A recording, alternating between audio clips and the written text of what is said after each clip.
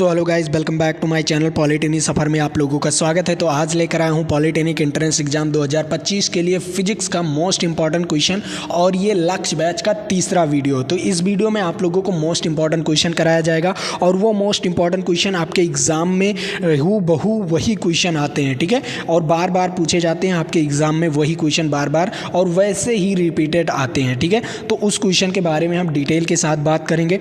और हाँ, और ये क्वेश्चन इंपॉर्टेंट क्यों है, क्योंकि मैंने भी 2023 में पॉलिटेक्निक का एग्ज़ाम दिया था, और इसी पीडीएफ से पढ़कर मैंने भी एग्ज़ाम दिया था, और मेरा रैंक 18 आया था, और मैं यूपी पॉलिटेक्निक का सबसे नंबर 1 कॉलेज जीपीएल में पढ़ रहा हूँ, गवर्नमेंट पॉलिटेक्निक लखनऊ। तो अगर आप भी ऐसे टॉप के कॉलेजों में पढ़ना चाहते हैं तो हमारे चैनल से आप लोग पढ़ सकते हो। तो चलिए, आपका ज़्यादा समय नहीं बर्बाद करता हूँ, पहले नंबर क्वेश्चन पर चलता हूँ, और पहला नंबर क्वेश्चन क्या कह रहा है इसके बारे में डिटेल के साथ बात करते हैं। तो पहला नंबर क्वेश्चन आपके सामने आ चुका है, और ये पूछा गया है 2022 और 21 में। तो पहला नंबर क्वेश्चन क्या कह रहा है, न्यूटन के गति का पहला नियम किससे संबंधित है, इसके बारे में बताना है। तो गति का पहला नियम आप लोग सुने होंगे कि गति के पहले नियम को हम क्या कहते हैं, जड़त्व का नियम भी कहा जाता है। क्या कहा जाता है, जड़त्व का नियम भी कहा जाता है। तो इज राइट आंसर, तो इसका राइट आंसर क्या हो जाएगा, B option is right answer. जड़त्व के नियम पर भी आधारित होता है या संबंधित होता है, ठीक है। न्यूटन का गति का पहला नियम जड़त्व के नियम पर भी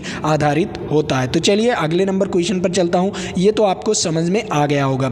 वो क्वेश्चन क्या कह रहा है, यहाँ पर आ गया है दूसरा नंबर क्वेश्चन, और ये आपके लिए मोस्ट इंपॉर्टेंट क्वेश्चन होने वाला है, क्योंकि ये आप लोग देख लीजिए 2023, 21 और 18 और 12 में ये क्वेश्चन पूछा गया है, और आपके लिए मोस्ट इंपॉर्टेंट है। यहाँ पर क्या कह रहा है, 1 kilo watt hours, 1 kilo watt hours. पहला नंबर, 1 हावर्स में कितने सेकंड होते हैं ये जान लीजिए। 1 हावर्स में कितने सेकंड होते हैं, 3600 सेकंड होते हैं। कितने सेकंड होते हैं, 3600 सेकंड होते हैं, ये आप लोग समझ जाइए। और 1 किलो वाट में कितने वाट होते हैं, 1 किलो वाट में कितने वाट होते हैं, 1000 वाट होते हैं। कितने और वाट होते हैं, 1000 वाट होते हैं। ये दो चीज़ आपको समझ में आ गया तो ये सवाल तो आप लोग लगा लोगे।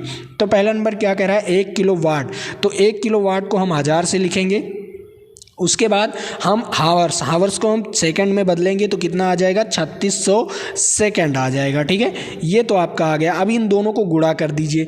जैसे ही आप लोग इन दोनों को गुणा करोगे तो यहाँ पर क्या हो जाएगा, 36 × 10 की पावर 5 आ जाएगा। क्या हो जाएगा, 36 × 10 की पावर 5 आ गया। लेकिन यहाँ पर आपको क्या पॉइंट में ऑप्शंस दिया गया, देख लीजिए, ये सभी पॉइंट में ऑप्शंस दिए गए हैं। ये तो आपका गलत हो गया, ये सभी पॉइंट में आपको ऑप्शंस दिए गए हैं। तो क्या हो जाएगा आपका राइट आंसर, क्या हो जाएगा इसमें। तो आप लोग पॉइंट को जैसे ही इधर पॉइंट को बढ़ाएंगे तो यहाँ पर 10 की पावर क्या हो जाएगा, 6 हो जाएगा, और वो भी जूल में आ जाएगा। किस में आ जाएगा, वो भी जूल में आ जाएगा। इज राइट आंसर, इसका राइट आंसर क्या हो जाएगा, सी वाला ऑप्शन इज राइट आंसर। कैसे, आप लोगों को समझ में आ गया होगा। मैंने उन दोनों को गुणा किया क्योंकि यहाँ पर गुणे का ही निशान है, ठीक है। तो यहाँ पर गुणे का ही निशान है, उसी प्रकार मैंने इसे लगा दिया। तो आप लोग को ये तो समझ में आ गया होगा, ठीक है।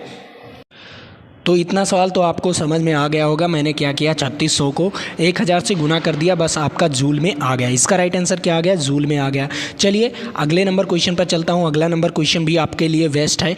तो यहाँ पर आप लोग देख लीजिए, ये क्वेश्चन आपके लिए है, और इसे तुरंत लगाकर मुझे बताइए कि इसका राइट आंसर क्या हो जाएगा।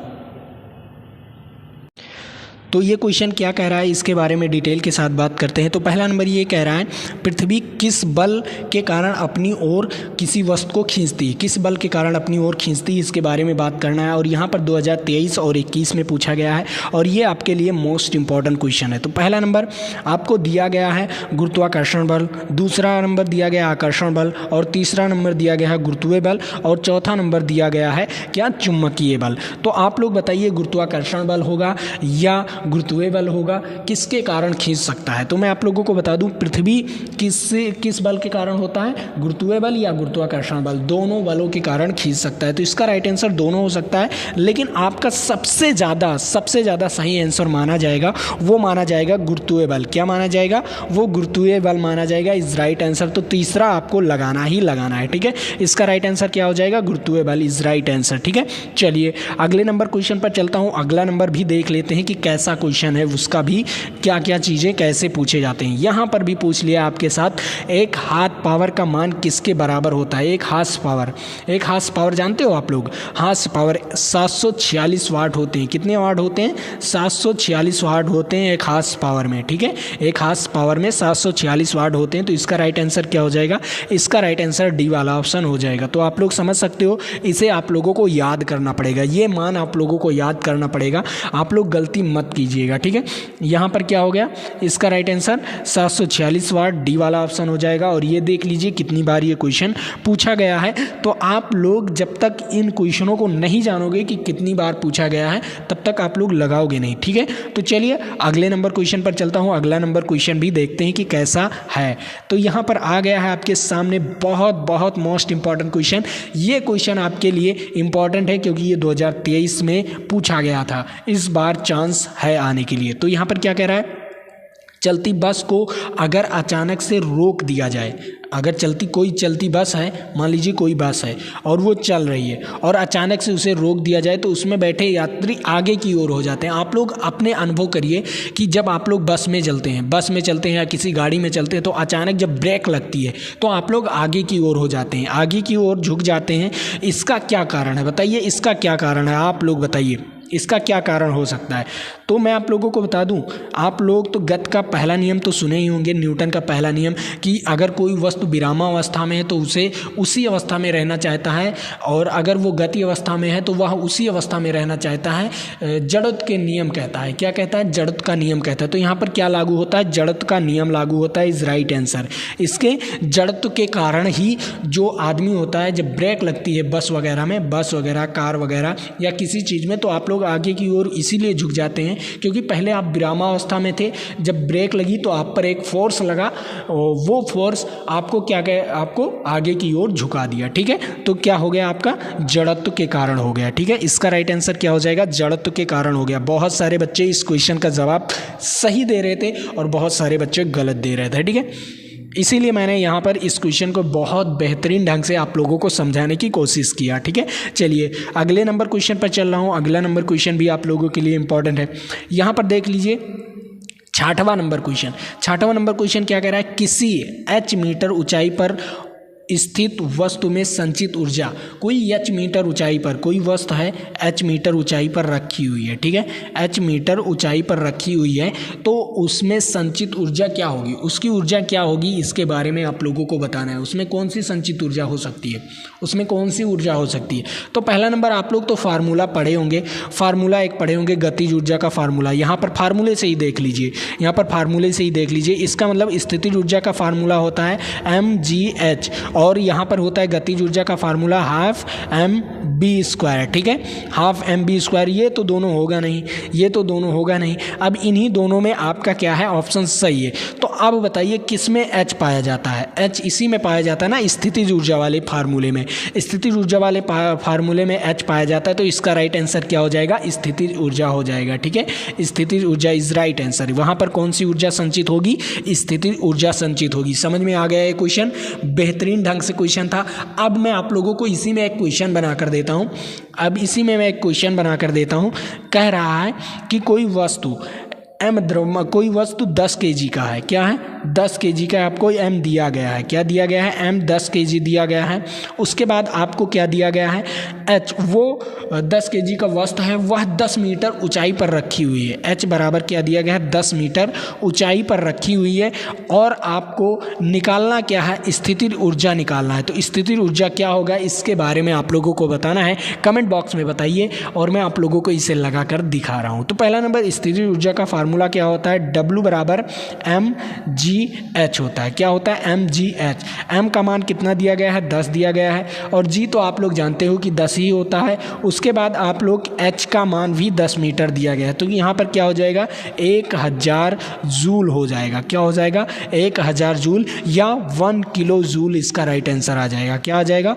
1 किलो जूल इसका राइट आंसर आ जाएगा। तो समझ में आ गया ये क्वेश्चन? बेहतरीन ढंग से ऐसे ही क्वेश्चन आपके बनते हैं और तुरंत लगाना रहता है, क्योंकि ज़्यादा समय आपके पास नहीं रहता और तुरंत ही लगाना पड़ता है, ठीक है।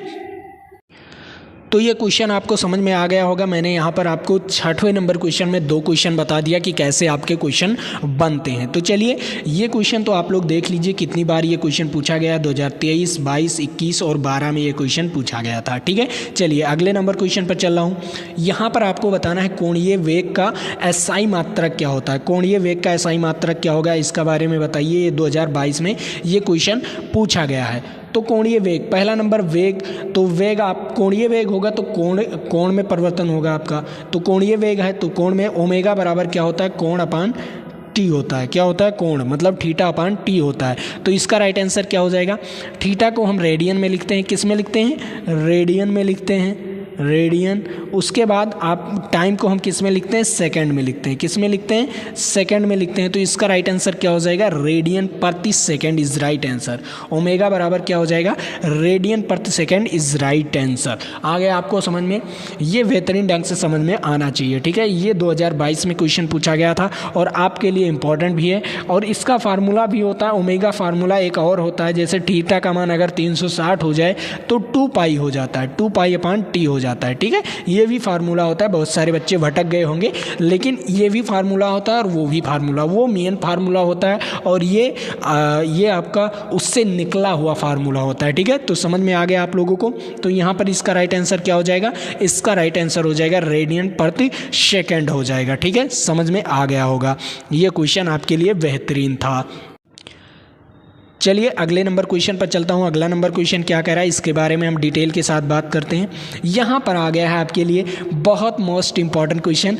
अब इस पर आप लोग एक आपके भारत रत्न या भारत में कोई खेल है उसके बारे में हम इसमें बात करेंगे।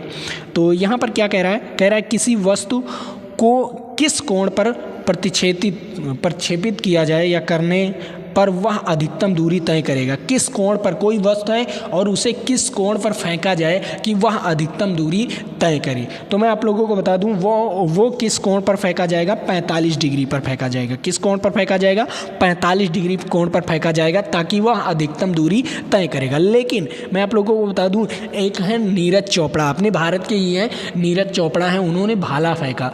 भाला जो फेंका उन्होंने, तो वो लगभग 45 डिग्री सेल्सियस 45 डिग्री पर कोण बनाकर उन्होंने भाला फेंका, तभी वो सबसे ज़्यादा दूर गया। ठीक है, भाला तो आप लोग समझ सकते हो, कोई आप लोग ढेला लेते हैं, जैसे अमरूद वगैरह तोड़ना होता है, आम वगैरह तोड़ना होता है ना, तो किसी चीज़ को फेंकते हैं तो फेंकते हैं कुछ इस प्रकार फेंकते हैं। तो यहाँ पर कौन सी कोण बननी चाहिए, यहाँ पर आपकी कोण बननी चाहिए 45 डिग्री का कोण बनना चाहिए।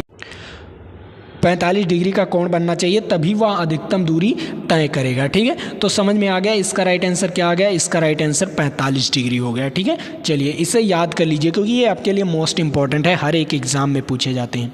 अब यहाँ पर आ गया है आपके सामने बहुत इंपॉर्टेंट क्वेश्चन।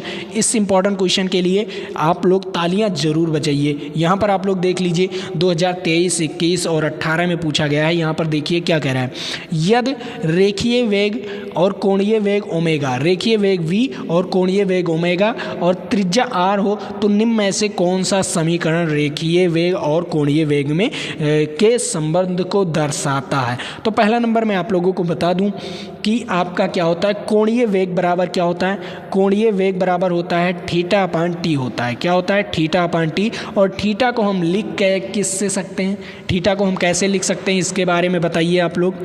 थीटा को हम किस प्रकार लिख सकते हैं, delta S upon R into T. क्या लिख सकते हैं, delta S upon R into T. और डेल्टा एस विस्थापन है और विस्थापन अपान समय को हम क्या लिख सकते हैं, वी। क्या लिख सकते हैं, विस्थापन अपान समय को हम क्या लिख सकते हैं, वी लिख सकते हैं और अपान आर। ये आपका आ गया इम्पॉर्टेंट फार्मूला। क्या, ओमेगा बराबर वी अपान आर होता है। क्या होता है, ओमेगा बराबर वी अपान आर होता है। तो आर इस तरफ चला आएगा, किस तरफ चला आएगा, आर यहाँ पर देख लीजिए, आर यहाँ पर चला आएगा, गुणा हो जाएगा, तो v बराबर क्या हो जाएगा, यहाँ पर देख लीजिए v बराबर हो जाएगा ओमेगा, क्या हो जाएगा, omega into R is right answer. ठीक है, omega into R is right answer. तो यहाँ पर इसका राइट आंसर क्या हो जाएगा, omega into R, A is right answer. समझ में आ गया आप लोगों को, बहुत बेहतरीन ढंग से समझ में आया होगा। ये क्वेश्चन आपको बेहतरीन ढंग से समझ में आ गया। चलिए अगले नंबर क्वेश्चन पर चलता हूँ। अगला नंबर क्वेश्चन क्या कह रहा है इसके बारे में डिटेल के साथ बात करते हैं। यहाँ पर क्या कह रहा है, एक चाल क्या है आपका? चाल यहाँ पर बताइए, सदिश राशि है, अदिश राशि है या प्रदिश राशि है, कौन सी राशि है? तीन राशियाँ के कितने प्रकार होते हैं? तीन प्रकार होते हैं। पहला नंबर सदिश राशि, अदिश राशि और प्रदिश राशि। तो यहाँ पर कौन सी राशियाँ हैं? चाल क्या है? अदिश राशि है। क्या है? इज राइट आंसर अदिश राशि है। और ये कई बार पूछे जाते हैं, हमेशा ये पूछा जाता है। चाल का पूछ लेता है, वेग का पूछ लेता है, त्वरण का पूछ लेता है, कई चीज़ों का पूछ लेता है। और यहाँ पर द्रव्यमान का भी पूछ लेता है। कई चीज़ें हैं जो आपके सदिश और अदिश में क्वेश्चन दोबारा रिपीट होते हैं। तो वो सारे क्वेश्चन मैंने ऑलरेडी आपको करा भी दिया हूँ। और जो बच्चे नहीं उस पढ़े हैं उन दो वीडियो को जाकर देख लीजिए। दो वीडियो जो ऑलरेडी मैंने पढ़ाया लक्ष्य बैच में, उस बैच को जाकर देख लीजिए और अच्छी तरीके से देखिए। उसमें मैंने आपको बहुत सारे क्वेश्चन कराए हैं। ठीक है, चलिए अगले नंबर क्वेश्चन पर चलता हूँ। अगला नंबर क्वेश्चन भी आप लोगों के लिए इंपॉर्टेंट है। और हाँ, ये क्वेश्चन तो इंपॉर्टेंट है, लेकिन उससे पहले इंपॉर्टेंट एक नोटिस है कि आप लोग कहते हैं कि सर पीडीएफ कहाँ मिलेगा, पीडीएफ कहाँ मिलेगा, इसके बारे में बात करते हैं कि सर आप पीडीएफ नहीं देते हो ना। मैं पीडीएफ देता हूँ, टेलीग्राम पर पीडीएफ देता हूँ गाइस। टेलीग्राम नीचे डिस्क्रिप्शन बॉक्स में लिंक दिया होगा टेलीग्राम का, जाकर वहाँ से ज्वाइन हो जाइए, या वरना हमारे व्हाट्सएप चैनल को भी ज्वाइन कर सकते हैं। दोनों पर आपको पीडीएफ प्रोवाइड किया जाता है, तो वहाँ पर जाकर आप लोग पीडीएफ पीडीएफ ले सकते हैं। वरना अगर आप लोगों को टेस्ट देना है तो हमारी वेबसाइट पर टेस्ट रहता है, तो वहाँ पर जाकर आप लोग टेस्ट दे सकते हैं, कोई दिक्कत नहीं। टेलीग्राम पर भी टेस्ट होता रहता है और यहाँ पर भी टेस्ट होता रहता है। और पीडीएफ तो आपको सभी जगह मिल जाएगा, वेबसाइट पर भी मिल जाएगा, टेलीग्राम पर भी मिल जाएगा और व्हाट्सएप पर भी मिल जाएगा। तो जाकर कहीं पर भी आप लोग पीडीएफ वगैरह डाउनलोड करके पढ़ सकते हैं। ठीक है, यहाँ पर आप लोगों को ये क्वेश्चन क्या कह रहा है, किसी वस्तु के वेग परिवर्तन की दर को, वेग में परिवर्तन की दर को क्या कहते हैं? वेग परिवर्तन की दर को क्या कहते हैं? आप बताइए। वेग में परिवर्तन की दर को हम क्या कहेंगे? त्वरण कहेंगे ना, त्वरण कहते हैं। क्या कहते हैं? वेग में परिवर्तन की दर को त्वरण कहा जाता है। Is right answer. इसका राइट आंसर क्या हो जाएगा? डी वाला ऑप्शन इज राइट आंसर। और यहाँ पर आप लोग देख सकते हो कि ये कितनी बार पूछा गया, 2023, 21 और 12 में पूछा गया। बहुत इंपॉर्टेंट क्वेश्चन है। चलिए अगले नंबर क्वेश्चन पर चलता हूँ। अगला नंबर क्वेश्चन 12 नंबर क्वेश्चन भी आप लोगों के लिए इंपॉर्टेंट है। तो यहाँ पर आप लोग देख लीजिए ये क्वेश्चन क्या कह रहा है। ये क्वेश्चन क्या कह रहा है? कह रहा है अगर कोई व्यक्ति नदी में नाव से कूदता है तो नाव पीछे की ओर हट जाता है और व्यक्ति आसानी से किनारे पहुंच जाता है। तो यह कि न्यूटन का कौन सा नियम लागू होता है यहाँ पर, तो आप लोगों को बताना है। यहाँ पर न्यूटन का कौन सा नियम लागू होगा? पहला नंबर, नाव बनाते हैं। नाव, ये रहा आपका नाव। तो नाव देख लीजिए, इसमें कोई व्यक्ति है। ठीक है, क्या है? कोई व्यक्ति है जो नाव से कूदा तो नाव पीछे की ओर चला गया और मानो आगे की ओर चला गया। इसका मतलब प्रतिक्रिया लग रहा है ना, दोनों विपरीत बल लग रहे हैं ना, इसमें भी फोर्स लग रहा होगा, इसमें भी फोर्स लग रहा होगा, तो दोनों विपरीत बल लग रहे हैं। तो विपरीत बल लगने का कारण उसमें प्रतिक्रिया उत्पन्न हो रही है। और प्रतिक्रिया किस नियम, न्यूटन के किस नियम पर को कहा जाता है? क्रिया प्रतिक्रिया नियम।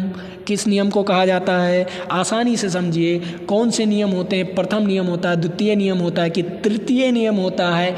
आप लोगों को बताना है। बताइए कौन सा नियम होता है? न्यूटन का कौन सा नियम होता है जिसमें क्रिया प्रतिक्रिया नियम, या जिसे क्रिया प्रतिक्रिया नियम भी कहा जाता है? न्यूटन का तृतीय नियम। क्या होता है? न्यूटन का तृतीय नियम इज राइट आंसर, जिसे हम क्या कहते हैं? क्रिया प्रतिक्रिया नियम कहते हैं। इज राइट आंसर, सी वाला ऑप्शन इज राइट आंसर। यहाँ पर आप लोग देख लीजिए ये क्वेश्चन कितनी बार पूछा गया है? 2022, 21 और 18 और 12 में ये क्वेश्चन पूछा गया है। और मोस्ट इंपॉर्टेंट भी आपके एग्जाम के लिए, और एग्जाम के पॉइंट ऑफ व्यू से most important, most very most important आप लोग इसे रख लीजिए। ठीक है, चलिए अगले नंबर क्वेश्चन पर चल रहा हूँ। अगला नंबर क्वेश्चन भी आप लोगों के लिए इंपॉर्टेंट है। यहाँ पर क्या कह रहा है? रॉकेट किस सिद्धांत पर आधारित है? जो रॉकेट का सिद्धांत है वो किस सिद्धांत पर आधारित है, इसके बारे में बात करना है।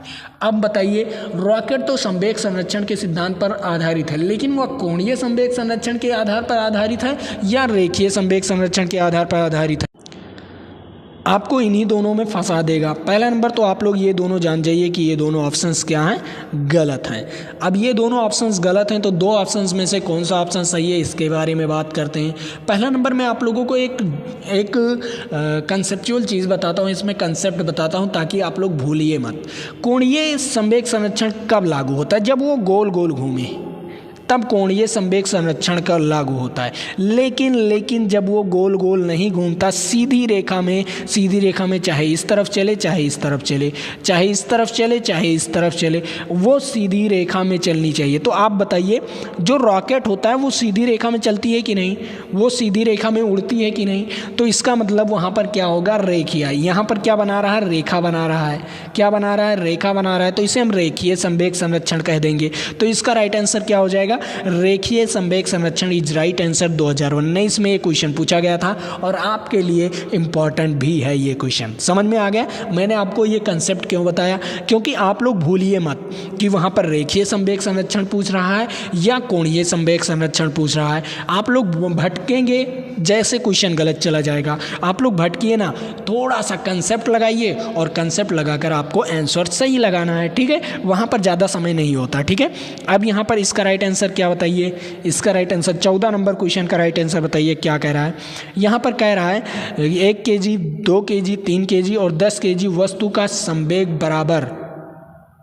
बराबर है, तो निम्नलिखित में से किसका वेग सबसे अधिक होगा? संवेग बराबर मतलब P बराबर क्या होता है? mv। क्या होता है? P बराबर mv। अब बताइए वेग सबसे ज़्यादा किसका होगा? अगर द्रव्यमान ये है तो अब यहाँ पर देख लीजिए, m इधर ले आइए, किस तरफ? m यहाँ पर ले आइए,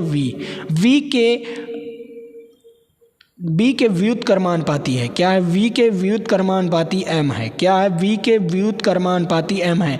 m अगर बढ़ेगा तो b घटेगा, अगर m बढ़ता है तो b घटेगा, ठीक है? m अगर बढ़ेगा तो b घटेगा। तो यहाँ पर m सबसे ज़्यादा किसका है? m सबसे ज़्यादा 10 kg का है, तो इसका वेग क्या होगा? सबसे कम होगा। और जिसका द्रव्यमान कम है 1 kg, इसका वेग क्या होगा? हाई होगा। तो यहाँ पर क्या पूछा है? सबसे अधिक किसका है? तो सबसे अधिक 1 kg का होगा। किसका होगा? सबसे अधिक 1 kg का होगा, इज राइट आंसर, ठीक है? सबसे अधिक क्या होगा? 1 kg का इज राइट आंसर। इसका वेग क्या होगा? 1 kg। तो यहाँ पर कौन सा ऑप्शन सही जाएगा? यहाँ पर डी वाला ऑप्शन इज राइट आंसर, ठीक है? कौन सा ऑप्शन? डी वाला ऑप्शन इज राइट आंसर। तो आप लोग समझ गए हैं, डी वाला ऑप्शन इज राइट आंसर। चलिए अगले नंबर क्वेश्चन पर चलता हूँ। अगला नंबर क्वेश्चन भी आप लोगों के लिए इंपॉर्टेंट है। फिर वही क्वेश्चन यहाँ पर पूछ लिया, लेकिन यहाँ पर अब संवेग पूछा है। अब यहाँ पर वेग समान दे दिया है। देख लीजिए 1 kg, 2 kg, 3 kg और 10 kg वस्तु का वेग समान गतिशील है। वेग जो है वो समान गतिशील है और उसका संवेग सबसे अधिक किसका होगा? तो पहला नंबर मैं यहाँ पर क्या कह देता हूँ? P बराबर mv होता है। तो m प्रोपोर्शनल टू क्या होता है? P प्रोपोर्शनल टू m होता है। अगर m बढ़ेगा तो P भी बढ़ेगा, ठीक है? तो m सबसे ज़्यादा किसका है? m सबसे ज़्यादा 10 kg का है, तो P किसका सबसे ज़्यादा होगा? 10 kg का इज राइट आंसर। इसका राइट आंसर क्या हो जाएगा? D is right answer, 10 kg। समझ में आ गया? वहाँ पर क्या था?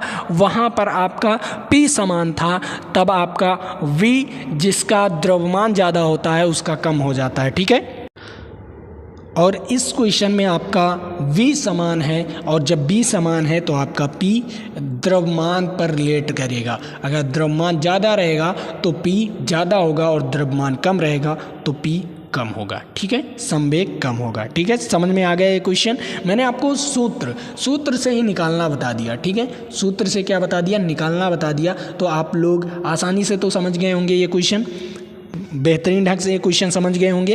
तो आज के लिए इतना ही रखते हैं, फिर मिलेंगे आपके साथ अगले वीडियो में। तो आप लोग बने रहिएगा, और हाँ, अपने दोस्तों को ये वीडियो ज़रूर से ज़रूर शेयर कर दीजिए। और अगर टॉप कॉलेज लेना है तो हमारे चैनल को ज़रूर से ज़रूर सब्सक्राइब कर लीजिए, क्योंकि मैंने 2023 में खुद पढ़ा भी रहा था पॉलिटेक्निक, और ख़ुद मैंने पॉलिटेक्निक का पेपर भी दिया और मेरा रैंक 18 आ गया था, ठीक है? तो अगर आप भी ऐसे टॉप के कॉलेजों में पढ़ना चाहते हैं तो पढ़िए गाइस, ठीक है? मेहनत से पढ़िए, बिल्कुल फ्री ऑफ कॉस्ट पूरा वीडियो मिलता है आपको मेरे यूट्यूब चैनल पर। और PDF वगैरह भी हमारे टेलीग्राम चैनल पर भी मिलता है। तो आप लोग दोनों को ज्वाइन कर सकते हैं। व्हाट्सएप चैनल, जो बच्चे व्हाट्सएप चलाते हैं, बहुत सारे बच्चे कहते हैं मैं सर टेलीग्राम नहीं चलाता, तो व्हाट्सएप चैनल को ज्वाइन कर लीजिए आप लोग। और बहुत सारे बच्चे टेलीग्राम भी चलाते हैं, व्हाट्सएप भी चलाते हैं, तो जो ज्वाइन करना है जो ज्वाइन कर लीजिए, दोनों पर आपको PDF मिल जाते हैं। ठीक है, तो चलिए आज के लिए इतना ही। जय हिंद जय भारत। फिर मिलेंगे आपके साथ अगले वीडियो में। और जो व्हाट्सएप चैनल और टेलीग्राम चैनल का लिंक नीचे डिस्क्रिप्शन में दिया होगा। चलिए आज के लिए इतना ही।